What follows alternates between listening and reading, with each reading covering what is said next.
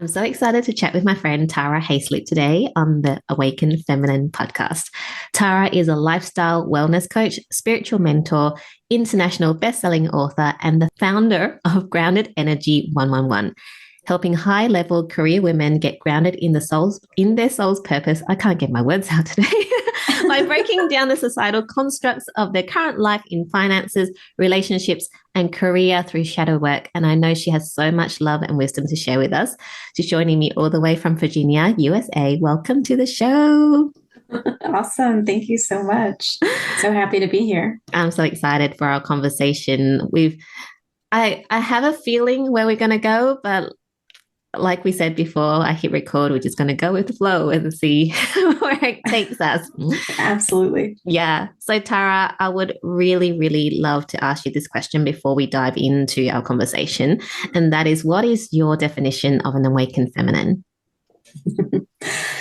I think it is, for me, it's a woman who recognizes herself in both her light and her dark, and knows how to state her boundaries and be grounded in those boundaries and make the shifts where she needs to keep showing up for her.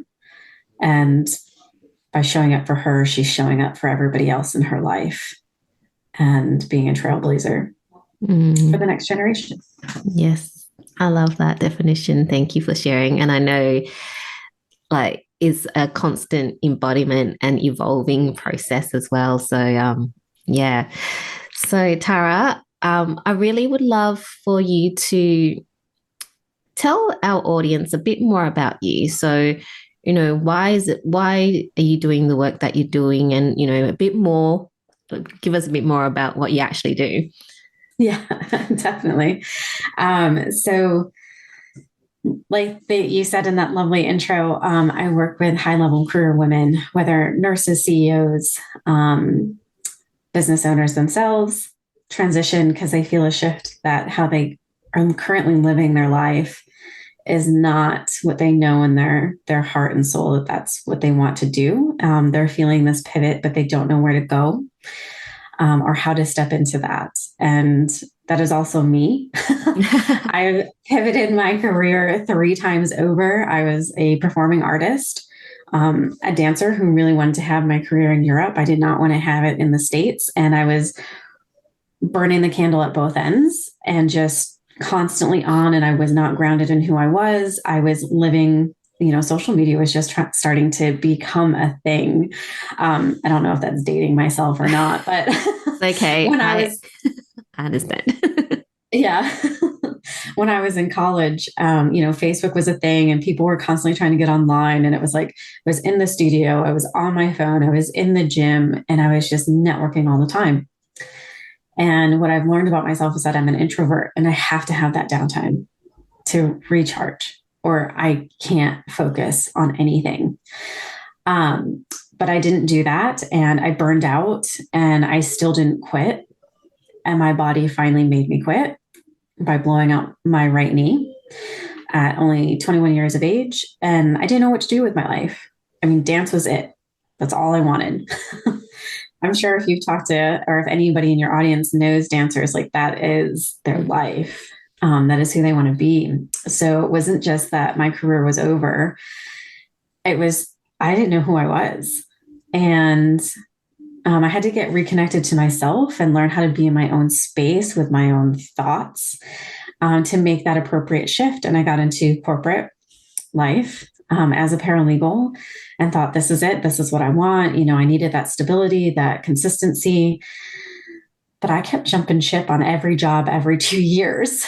And I was like, I don't think this is really for me. And I started to sit with that again. And I had created a habit of manifestations and was reading up on laws of attraction and all of that stuff and meditating and really trying to implement that back into my life. And then I got called to health coaching, was the first iteration of where I am now. And was like, yes, this is what I want to do. I want to help others. Let's look at health, but that still wasn't it. There's still something more calling to me. And I had been secretly, I don't outwardly talk about this, but I do now. I've been a clairvoyant since I was a child, and I hid it for years. And I was very disconnected from it in my 20s during my dance career, which is why I felt so lost. And then I started reconnecting with it and going with what was coming in downloads and, where things resonated in my body, right? Because our mind, and that's the whole purpose of my practice, is realizing like our mind is our ego, and it wants to keep us safe, and it wants to keep us steady, and it'll spin us in circles. We can ask a million different questions, and it's going to have a million different answers, and you're going to get exhausted, but your heart song, your heart is going to constantly give you the same answer over and over and over again, no matter the question you ask. And that was the pinging moment for me, is like recognizing that when I'm not grounded, I feel it in my upper body. And I'm like, this is not the route I'm supposed to take. And when it's the right route, I feel it in my torso. I feel grounded. Even if it's a chaotic scenario or thing that I'm working through, I feel safe knowing that my intuition's like, you're okay. This is where we got to be right now. Keep going with it. Keep trusting. And that's why I do what I do, because there are so many women who want to break free of the societal boundaries. And me, I've never paid attention to them. No matter what somebody has said, I'm like, yeah, I don't really want to do that. I'm going to go do this, and I looked like that non-committal artist who couldn't stick to anything. She was just, oh, it's Tara. Look, there she goes again. But I've finally found my home place and where I want to be. And it's consistent, and it sets my soul on fire. And I love helping other women find that. And they're like, I just want to be with my kids. I want to teach my kids this. I don't want them thinking that they have to be forced into a box and live the way society expects you to. That's so beautiful. Thank you for sharing your journey with us. It's, I mean, as you were talking about your dance career and like dancers just want to be dancers, I think of that show, So You Think You Can Dance? And, the dancers are so passionate because that's all they want to do. I mean, I have no idea because I've never been in that world, but I get a glimpse of it from television and now, coming from you as well. You were saying that you're introvert, and dancing is such a, that world seems such an extroverted place to be. So how were you living? Like, how were you reconciling those two worlds together and making it work for you? I know you said you burnt out and your body's just like, Tara, you're not doing this anymore. But yeah, like looking back, what was it? How was it? And how did you then realize that actually, did you know you were introvert back then? Well, to answer the first part, I wasn't reconciling like at all. And I knew that I was an introvert, but society, people around me were like, no, you're an extrovert. You can't be an introvert. And I was like, okay, I'm not an introvert. Okay, I'm not. And I would just, I have these moments where I like to be a social butterfly and I like to go out, but I'm also my own person. And I would like go to networking events, usually like parties. That's how you connect with each other. I would always just wander out off the back door and go home and not tell anybody. Like slip through. I am done. Bye-bye. And I didn't want to go through the process of saying goodnight and goodbye and have people try to convince me that I needed to stay. So, and I know a lot of introverts can probably relate to that. You just kind of wander on off into the distance and I'll call you later. So that was what I would do for myself. But how I coped with it is I drank, I partied. And the networking was, an excuse in the beginning. And then it was just a way to numb because I couldn't rest because it was a couple of things going on. Growing up in a household where there was these limiting beliefs around money and life, and you're gonna work really hard, you're always going to struggle, there's never going to be enough. I brought that in to my early adulthood. And I was working 2 or 3 jobs living in Philadelphia, because that's where my school was. But I also had my own apartment because my school was an art school. We didn't have the traditional dorms. I had to get an apartment. So, working 2 or 3 jobs, then trying to network in the studio from 8:30 in the morning until 7 o'clock at night, plus my 3-hour lectures sprinkled in there. It was just go, go, go, go, go. And I felt like if I stopped, I was going to miss out on something. Mm. I was going to miss an opportunity. And I would go to parties, to network, to drink, to numb, and just be like, this is fine. I'm okay. It's okay. This is great. Mm.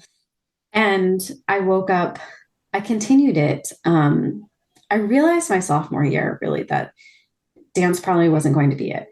But I had already put all that time into it and I didn't want to quit. I was like, let me just finish. I'll figure it out come my last year. Well, that didn't happen. I just got so ingrained with it.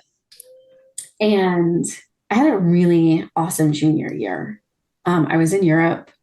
I went to LIPA, Liverpool Institute of Performing Arts, did a week collaboration, was kind of starting to make inroads. And I was like, yeah, I'm going to do this. I'm going to do this. I got into 𝐓𝐚𝐫𝐚's summer program, which is in London, the summer I was graduating. And I ran out of money. I couldn't go. And that was kind of like where I was like, okay, I don't know if my life is ever going to happen. And I continued to numb. And then everybody left.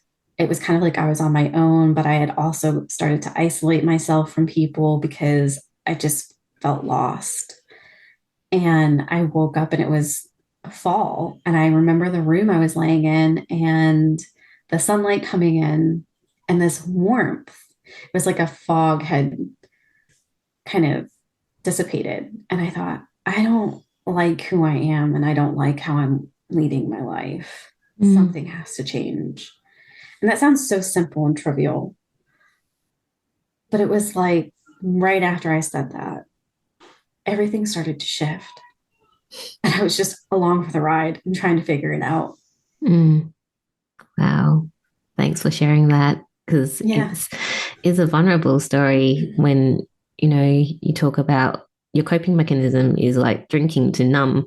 And, you were quite young when all that happened, but I mean, I know there are people listening or know people that do it now, like much later on in their life. I mean, I'm 40, but, people around me or people that I know or know of, they're still, not aware of what they want. And that's what they do to numb. And it's so needed that, you recognize that and to share this message, because it's so important to really look within and start figuring out who the hell you are. But thank you for that. I want to ask you, so as you were figuring things out and you decided then to become a paralegal, was that more from was that more from, this sounds good, I'll do that? Or was it really like, kind of like, this seems like the path, because I've been working on myself? Well,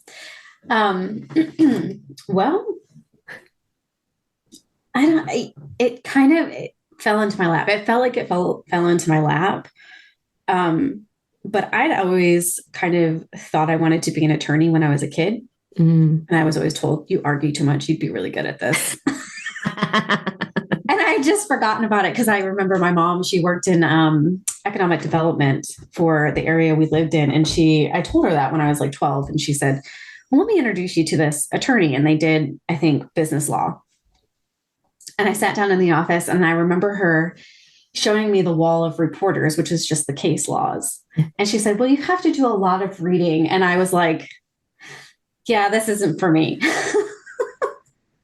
So in this moment, I had somebody kind of say that to me. They're like, you argue so much. Why don't you go to law school? And it just, that old memory, childhood memory kind of downloaded for me. And I thought,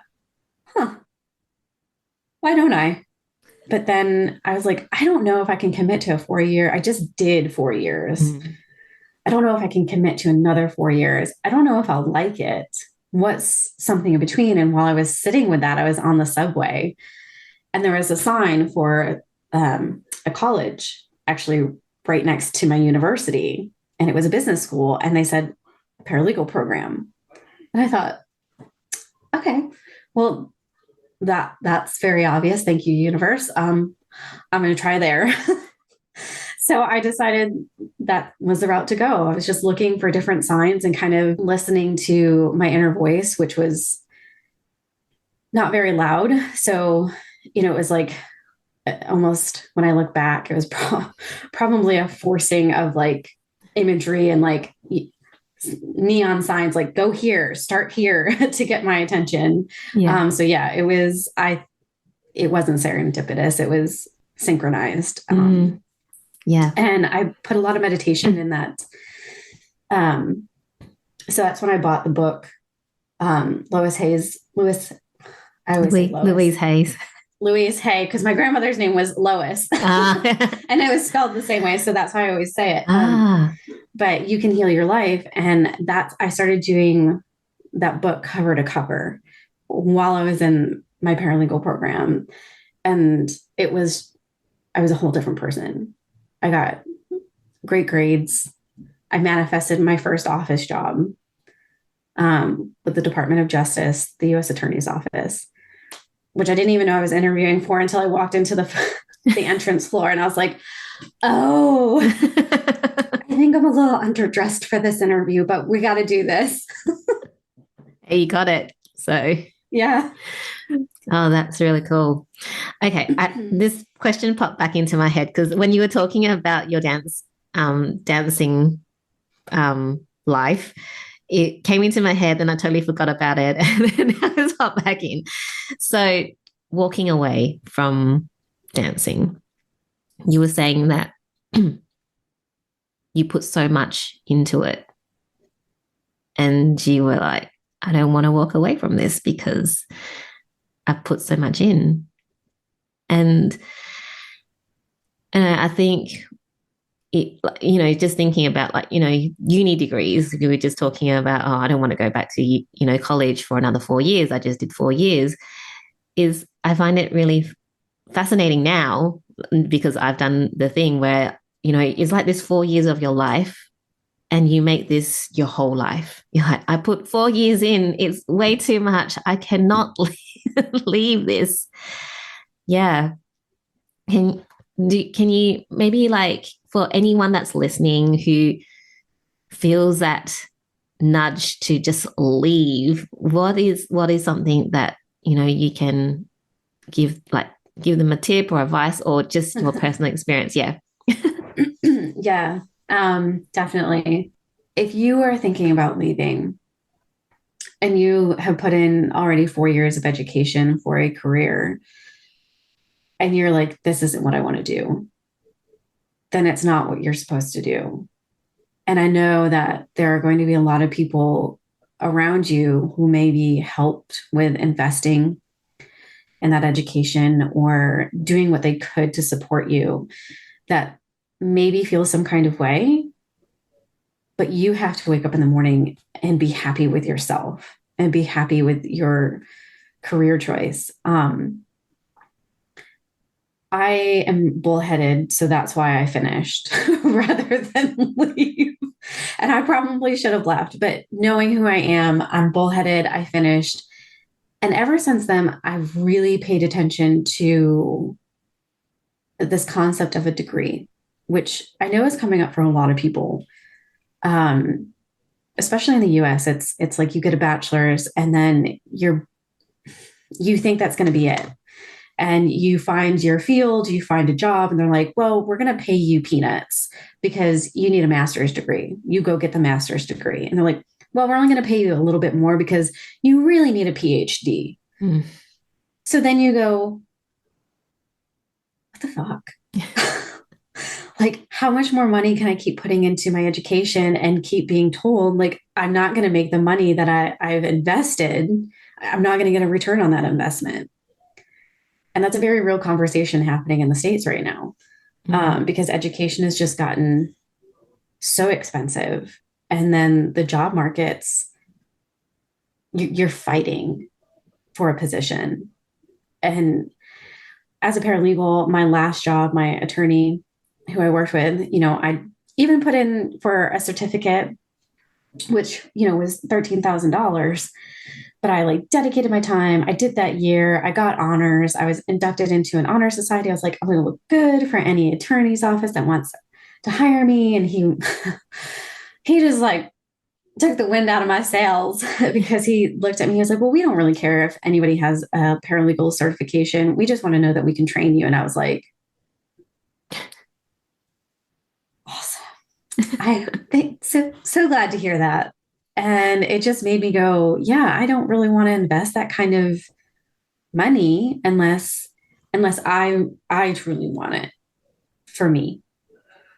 So that's a long-winded answer, but my advice would be like, do it for you, not for anybody else. Yeah. If that's really what you want. Yeah. And even like walking away from a long-term career as well. How long were you in paralegal for? That I only did for 6 years. But as a dancer, that was like 18 to 20 years. Yeah. So that was really hard to walk away from. Yeah. I definitely had to take my time to mourn it. I've literally boxed up everything and never looked at it again until I bought my first house. And then I found the box and I was like, wow, these are a lot of memories. And I just sat there, and after, I think it was about 8 years, I hadn't looked at any of it. And I just sat there and I looked at it and I appreciated it for what it was. And I moved on, and people are like, would you ever go back? And I say, absolutely not. Yeah. Did it, done that, mourned it, happy. Yeah. I want to ask you, leaving dancing, it sounded like you were kind of pushed into this awakening. The universe is like, it's like, you just have to do this. Like, you're not even going to have a choice. And I want to ask you, like, I know you said you bought Louise Hay's books, like, kind of like maybe a bit later, but what were some of the things that really helped you to navigate this time? Because for me, like the first awakening was like the hardest, because I was like, what the fuck is happening? I have no idea what is happening, just completely lost, like, So now, like, I always go through awakenings, right? I'm actually in one right now. So just working through things and just allowing myself to just be and not, I know you are too. For people that are going through maybe their first or even maybe their second, third or fourth, but still struggle a lot, and they haven't really found a way to really help them stay grounded and just be compassionate. What are some things that really helped you or is helping you right now? Well, the first one, just like you said, it is the hardest. That one was really hard. And something that I found within myself that maybe others can relate to, or it can help the audience have this aha moment, is I kept putting so much expectation behind every step that I was taking. So my journaling, my meditation, my affirmations, if I connected with somebody, I was like, this is going to be it. This is going to turn into this. Like, I set this strong expectation that it was going to happen overnight. Everything was going to land in my lap. And it wasn't happening, because at first, when there's so much to unpackage, that you may go through like 1, 2, or 3, and it's not going to be as bad. It'll be they're not really bad. It's not going to feel as horrible or feel as uncomfortable. as the first one. But when I realized how much emphasis I was putting on getting to the goal and not appreciating where I was in the moment and setting those really strong expectations, I wasn't enjoying anything and it wasn't going to happen. It was keeping me stuck. And I finally took stock of my life and I was like, okay, what do I have right now that I needed, absolutely needed, that I am grateful for? I have really awesome coworkers. I worked at a little coffee shop and I had great coworkers. We all got together. We were all the same age. We were all going through the same thing. I had a tiny little apartment that was like my little cubby hole. And prior to this, I couldn't even be in my own space because I didn't want to be with my own thoughts. Mm. And all I ever wanted to do was go home. I was like, that's huge. Like, can I just give myself credit for the fact that like, I want to go home and not be with around people? You know, I'm acknowledging the introverted side of myself. And once I started doing that, it was like everything just released. It was like the universe finally took a breath with me. And then before I knew it, I had that opportunity. And I wasn't trying to look for it. I was appreciating where I was in the moment and being grateful for it. I'm not saying everything was rainbows and butterflies. I took the things that I needed that I had and appreciated them. Yeah. Totally resonate with that, because I think when you go through shit, it's easy, no matter how much work you do. Like even now, after, you know, so many years, I had my first awakening like that I was really aware of like 7 years ago. And even now, like, you know, you were talking about getting into your head, because you have these signs that, you know, you're going through something, but you're like, nah, I'm just like, you know, just going to keep doing my thing and like not. And then, you know, the signs get stronger and stronger and you're like, all right, let's just do this before shit hits the fan. Yep. Mm-hmm. Yeah. And, you know, for those who have had shit hit the fan, and, you know, I'm one of them, you do go down this downward spiral of going, oh, I suck. Like, why is this happening to me? So I just love that you brought in the, you know, just being grateful for all the good things we have, because really it's just a moment in our lives that we need to work through this and get to the other side, and letting go of expectations. I love that, because I don't know about you, but when I first started on my personal spiritual development, it was the whole, I need to do like all these things for things to work. I need to get up at 5 and do my meditation. Then I need to journal. Then I need to do my affirmations. And if I don't say my affirmations with passion and don't believe it, and then if any negative thoughts come in, it's like, no, oh my gosh, I had a negative thought. Nothing's going to work now. My life is ruined. Yep. I used to do that too. Had to do it all, had to be perfect. Otherwise it wasn't going to work. I messed up. I did it wrong. The universe is going to shun me. That's not happening. That's you doing that to yourself. Now there are times like going through this, in the midst of one right now. And it's a rough one, because it's the hardest. It almost is hitting at my very core of who I am.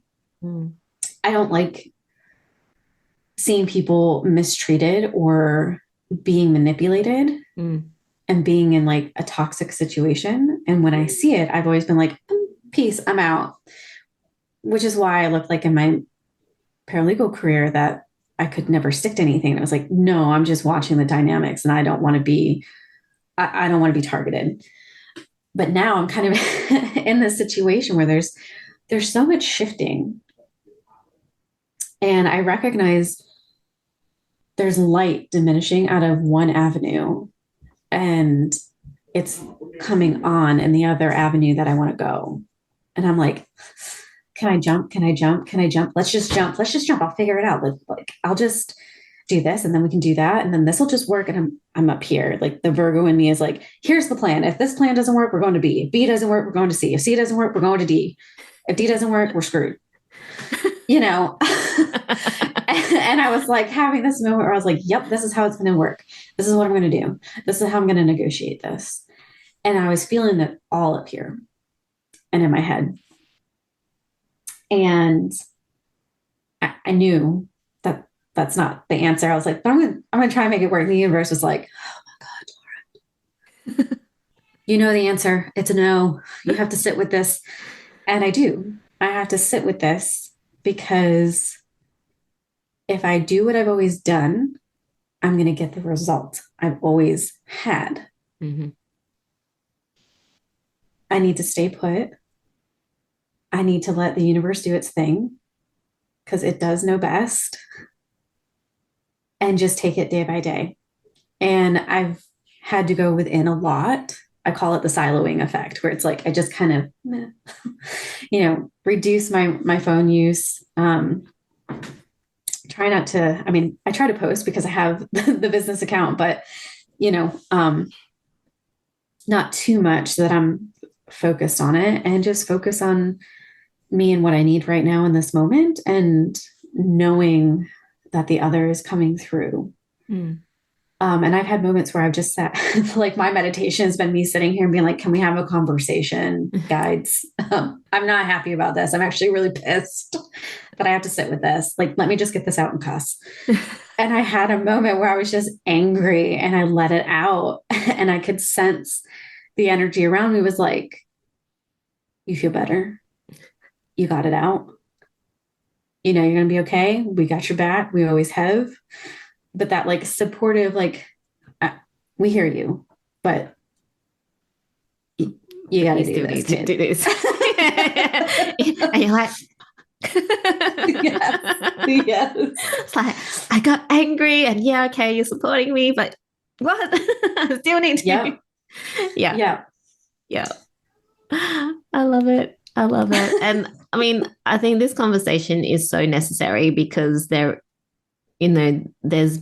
so much happening in the world, and there's so many people awakening more and more to themselves. That's been a gift in the last 2 years, especially, where I'm just like constantly meeting people and they're like, I started my awakening, I started mine 7 years ago, but it really accelerated in the last 2.5, 3, nearly 3 years now since pandemic started. Yep. So it's a conversation necessary because people get scared because they're like, why is this all happening? And like you say, with you're such a Virgo. I love it. Like, I've got a few Virgo friends and they're like that. So, but, we get in our heads, like even for me this morning, I find that if I don't journal as soon as I wake up, when I'm in that, still in that theta, kind of not awake state, and I'm already awake and I journal, I'm in my head. It's not the flow that comes through. So, I'm like journaling and then I'm like saying, just asking questions. And then I just got this big, you're in your head. Stop it. I'm like, okay, right. I think I should stop journaling now because obviously this is not going to work because I'm just like going, oh, but what about this? And then I'll get that. And then I'm like, just arguing myself in the journal. And then I just had this big stop, get out your head. You're in your head. Oh yeah, I am. Okay, right. Let's stop. Yep. Yeah. And it's not rainbows and butterflies, and it is hard. And, I only actually just allowed myself to stop in the last week because like what you were saying before is this fear of letting go and walking away from all the effort that you've put into something, when you know that if you stop and recalibrate and allow yourself to just be, then things just happen. Yeah. Yes. Yes. Yeah. Did you have any? Yeah, you go. I was just going to say it is okay, to to be angry, to have those feelings of like, I fucked up. I did something wrong. Why is this happening to me? Like, those are important feelings to acknowledge, because if you bury them, you're burying a part of you that you don't want to recognize, your shadow self. And it's taken me years to allow myself that freedom alone and not tell myself, oh, you shouldn't have said this. You shouldn't feel this way. You know, that programming that we all experience in our upbringing, our careers. Acknowledge those feelings. It's important. Don't let them fester. Don't sit in them so long that they start to swallow you, but find that balance of like, okay, why do I feel this way? And start breaking it down for yourself to diminish that anger and that fear. Yeah, thank you for bringing that up, because it's so important for people to understand not to repress their emotions. And you talk about shadow work, and I know that's that's how you work with your clients, through shadow work.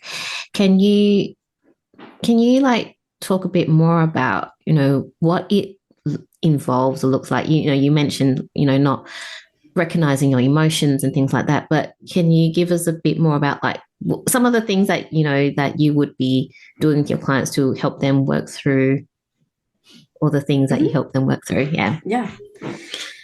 So a lot of times when people come to me, they're in their mind, like immediately when they start talking, they're spinning 100 miles an hour. They've got 100 avenues that they're trying to figure out. And it's like being in a tornado when I'm listening to them. And there's this, like, you get to the eye of the storm, so to speak. They always come back to this passion that they have, and then they go back out and spin. And then they'll pause in the eye again. And it's trying to, recognize the thoughts that they're thinking that are bringing out the negative emotions that they keep trying to suppress, and they keep coming up and spinning them in that fear or angst or whatever the emotion they may be feeling. And it feels very volatile, especially during a first awakening, because our shadow self, that's our way of trying to be like, you need to pay attention to me. Like, you're not recognizing any of me.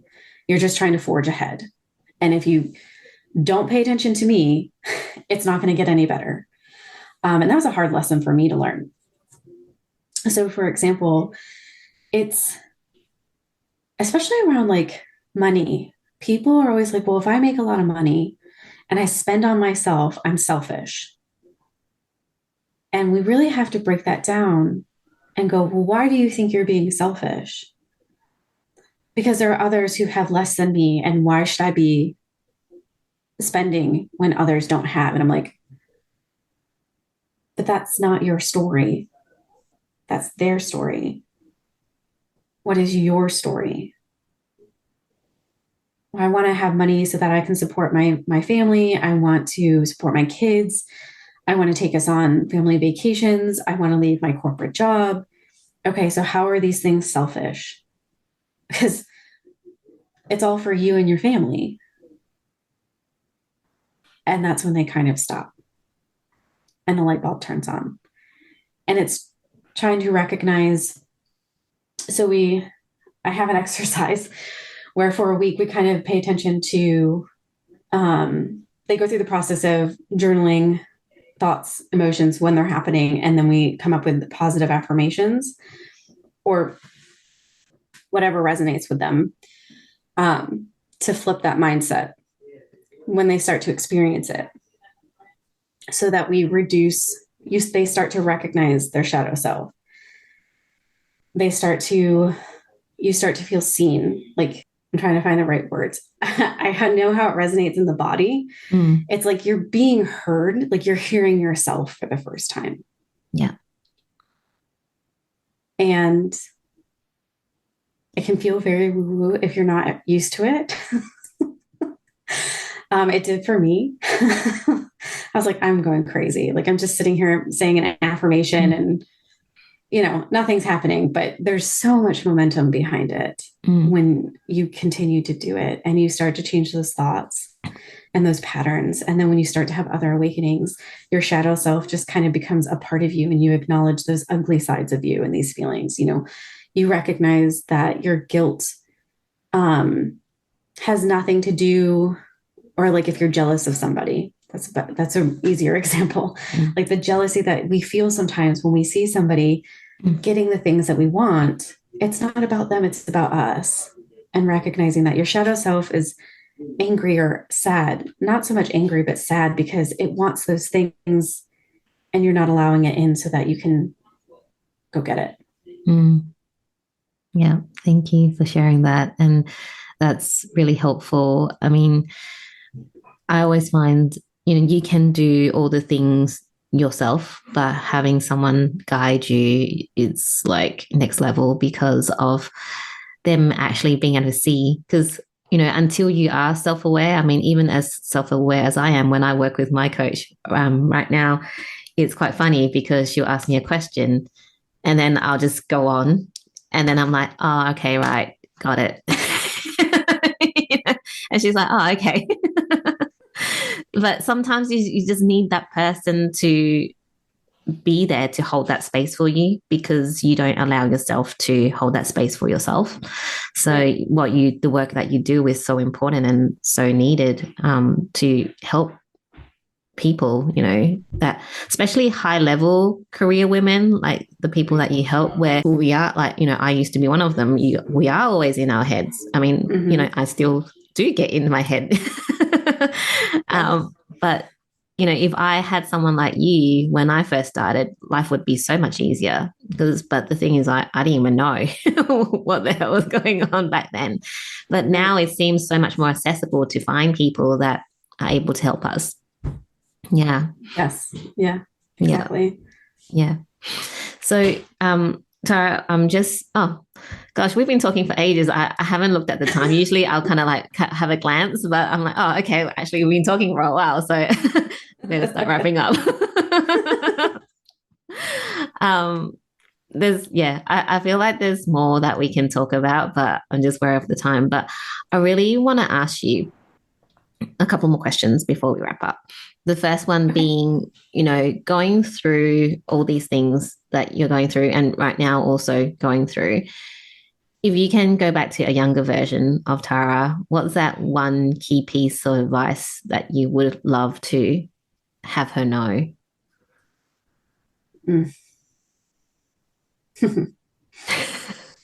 If she would listen. If she would listen.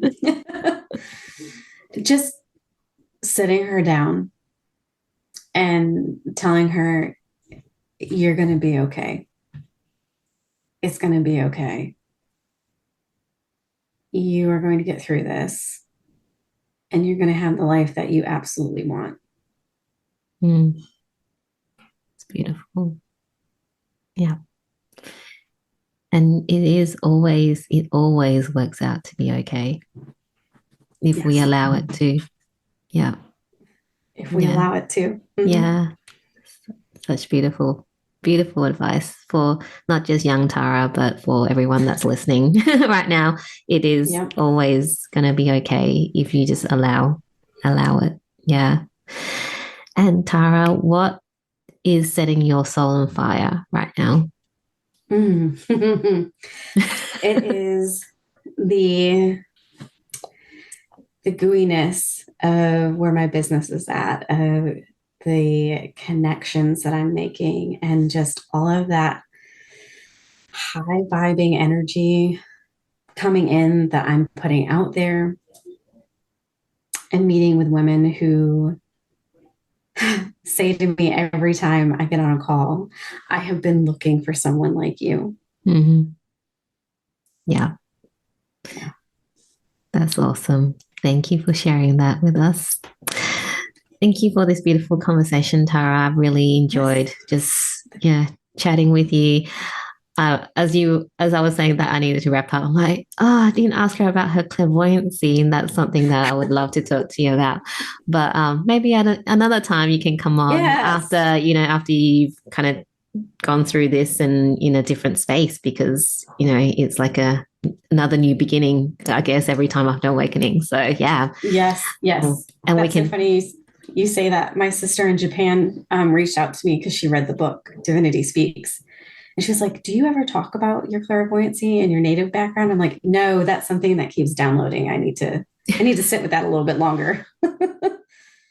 Yeah, yeah. But yeah, I feel like that's another conversation that we'll be having. So Yes. whenever it feels right. So yeah, thank you so much for this beautiful conversation. If people want to find out more about you, how they can work with you, where's the best place to find you? You can find me on my website, which is groundedenergy111.com. On there is my email. Always, always, always feel free to reach out to me if you felt connected to anything, want to chat. My door is always open, which is Tara at groundedenergy111.com. You can find me on Instagram at groundedenergy111. If you want to get to know my personality a little bit more, you can find me on TikTok as well, which is this is a funny name. Tata on Fire 888. I love it. But you can find the link to my TikTok account on my website. But that gets, if you want to know my personality a little bit more. Yeah, awesome. I'll have all your details in the show notes so people can reach out to you. Thank you once again, Tara. This has been awesome. Awesome. Thank you so much, Kaki. I loved it. Yay.